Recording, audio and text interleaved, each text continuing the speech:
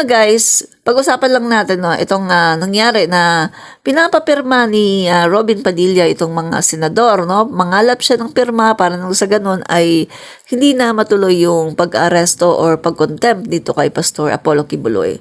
Pero alam nyo ba, hindi nyo ba nakikita na ang taong bayan ay nanonood sa inyo at nakikita na parang, oh, may something, no? Sino ba kayo? Ano ba kayo? Senador ba kayo talaga ng taong bayan o senador kayo ng iisang tao? Kasi pinagtatanggol nyo eh.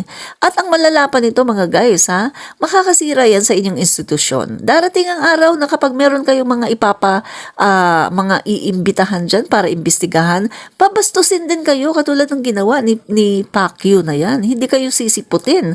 Pagkatapos kapag mag-i-issue kayo ng warrant of arrest, sasabihin, oh, bakit nga si Pacquiao? Oh, hindi naman kayo sinipot pagkatapos iniligtas nyo pa, di ba? Hello, backlash sa inyo yan. Tandaan nyo yan. Ang ginagawa nyo ngayon, aanihin nyo yan pagdating ng araw.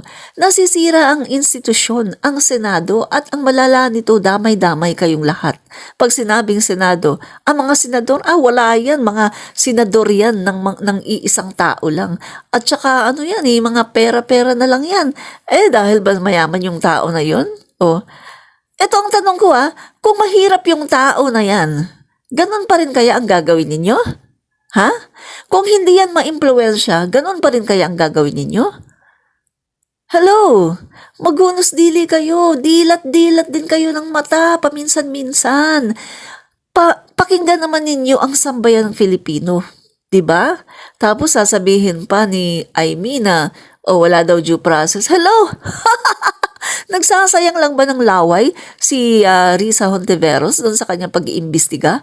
At yung mga witnesses na nandun, nag-exert sila ng effort, ng time, ng energy para mag-testify. Nag-risk sila ng kanilang buhay kahit alam nila na yung ginagawa nila ay mahirap yun dahil pwede silang mapahamak.